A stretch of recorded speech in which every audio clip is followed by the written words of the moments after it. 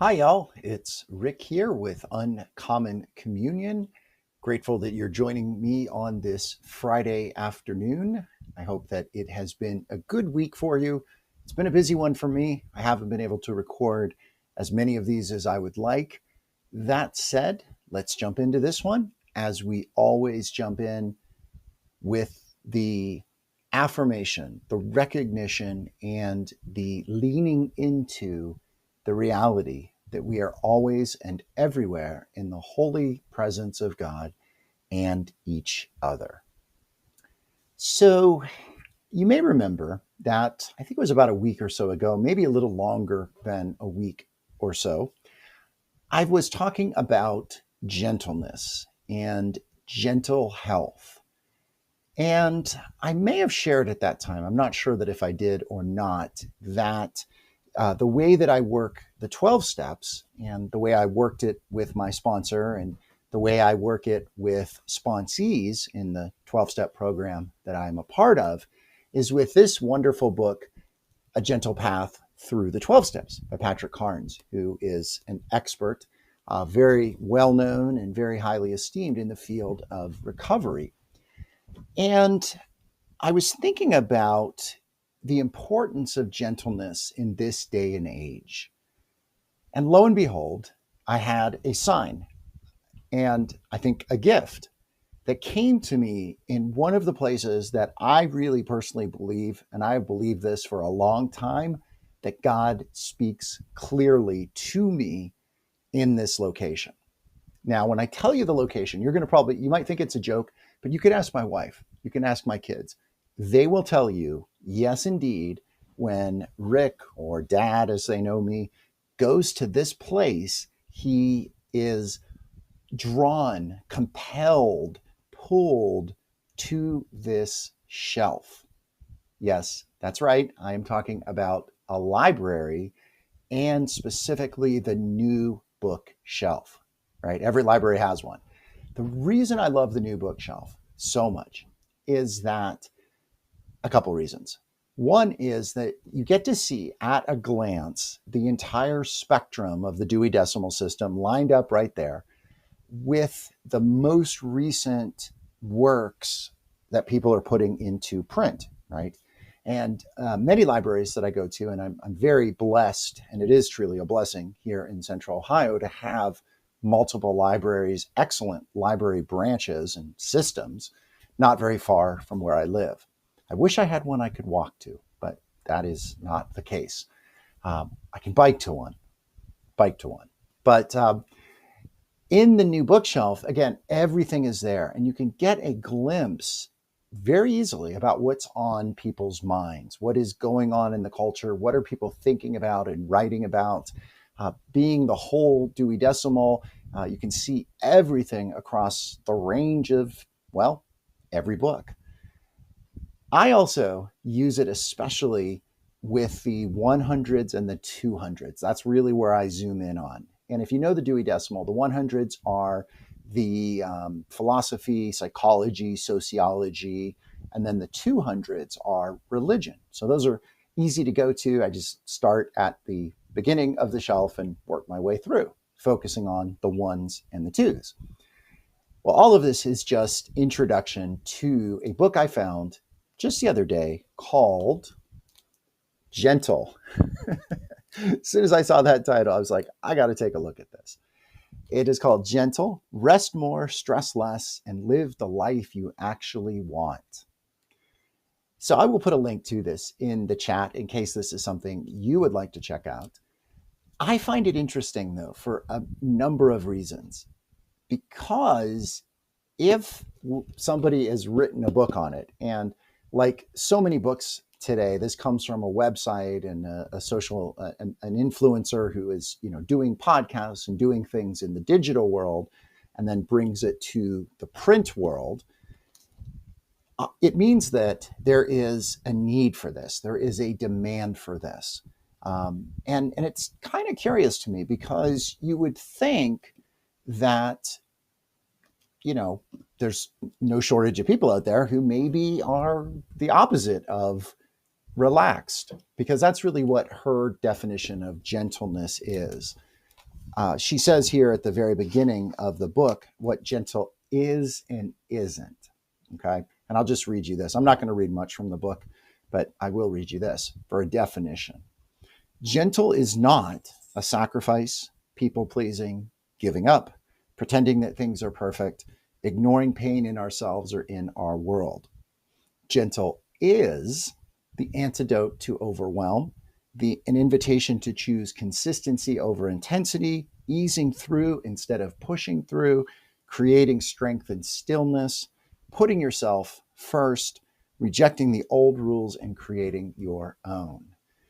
So just based on that, and then, the other things that she says in the introduction, it seems that she's responding to a need for overwork and overdoing and control and fear and anxiety and all of the stuff that is just going through our culture right now, that I think in many ways is driving the politics of our day, the current events of our day, the entertainment, and so much else of our day. And she gives, and the she here I should say is Courtney Carver, is the name of the author. She gives numerous very practical ways of countering this. And there's 3 parts to the book. There's rest is part 1. Part 2 is less. And part 3 is rise. I am struck with something that I mentioned, I think, in a previous video podcast this week about the Whole Heart Tuesdays that I've been going to with my church. We've been doing 4-letter words, and I know we've done rest. I don't think we've done less. Maybe that would be a good one for next time. And then rise, of course. So some of the things that she says, part 1 is all about just taking care of yourself physically. Some of the chapters are go to bed, break up with the breaking news, and so forth. Less is really about the downsizing, cutting through things. She talks about less phone, unplug, drink less, give less advice, right? And related. What I want to focus on, though, is the very end of the book, which is the rise part. And this is, I think, some of the most practical to-dos, right? So in the less, she's talking about the, what to give up. And I think the rise is what to take on, right? Because I believe that when we give something up, let something go, nature abhors a vacuum. So it just makes sense to bring something in, right? And number 9, chapter 9, in the very end of her rise chapter is savor simple pleasures. And she says this in this. And basically the idea is that we put joy first. This is her list where she says the tiny steps. We make a list of what our simple pleasures are. We understand the resistance that we might have to these, and then we share the simple pleasures. I think this is very much along the lines of what it means to be a planetary pilgrim. That is something I want to explore more in these videos and in the writing that I do, especially as we change seasons in the liturgical year. I want to really explore what it means to be a planetary pilgrim and also what it means to be on the way of Christ. And again, as I've said before, I think those 2 things are related, and yet they don't have to go together, right? I believe very truly that we are all planetary pilgrims. We are all on this planet together, and recognizing that the cycles of nature, the cycles of the year, the cycle of the moon, the cycle of the day, the connectivity of everything, the science and the sociology and the anthropology, all of that, recognizing all of that is something we all can do, right? And it is a way of living. And yet we also have these pathways, these guides that we follow. Personally, I follow the way of Christ. One could follow the way of the Buddha. One can follow the way of Islam. One can follow any number of legitimate ways in our time period. Ways that are life-giving and healthy and bringing love and joy and peace. ways that are constructive and not destructive. Because there's a lot of people who are on ways that are really a way out there that are not grounded, that are not connected, that are mean spirited and cruel and chaotic. And the way that I am talking about inherently as a planetary pilgrim is life giving, is not destructive, it's creative, and so forth, right? And again, I think at the heart of the way of a planetary pilgrim is this idea of simplicity, being present, being aware, giving up, surrendering, letting go, all of those things. I found it interesting, and we'll conclude with two thoughts. One is the way that she is talking about here. She calls right up front in the very beginning of the book, she says, this is the gentle way. That's what she calls it. So right there, Courtney, the author, has this idea of a way of life, a rule of life, a method and a manner of being in the world. The second thing that I was thinking about is why are books like this being written? In large part because folks are not learning these kind of basic wisdom things in places where they used to learn them, right? Now, I don't know, if we're going to be honest, that the church, at least as I understand organized religion and the way church has been in my lifetime, I don't think the church really talks about a lot of these things, right? Some of these things like the importance of rest, the importance of simplicity, the importance of, cultivating quiet is one of them. I mean, certainly there's pieces and parts of the church that look at these things, that examine these things.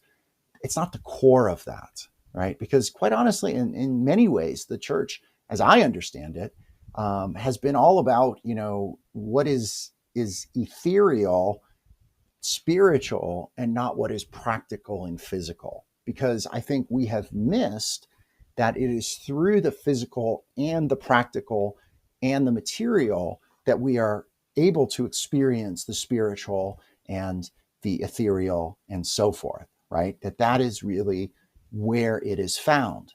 When we are present to whatever is presenting itself, whatever experience, whatever physicality, when we quiet ourselves, right? That is when we know eternity. That is when we know God. And I think, again, all of the great ways that we can follow, the pathways that I've talked about, in one way or another point to that, right? And I think the key is in our world is, how do we live that more? So if somebody finds this book on a shelf, picks it up, and it makes a difference, then, that is a good thing. I don't know that it's going to make that much difference in my life. I basically took it out to be able to share it with you, and I'm going to take it back very soon. Not going to hold on to it, so that maybe someone who needs this is going to be able to find this. I want to close briefly with one more reflection from the Meister Eckhart book that I have referred to. And I think this sums up nicely about the way of Christ, that second piece that we were talking about, and some of the ideas about joy and simplicity and pleasure. So here we go.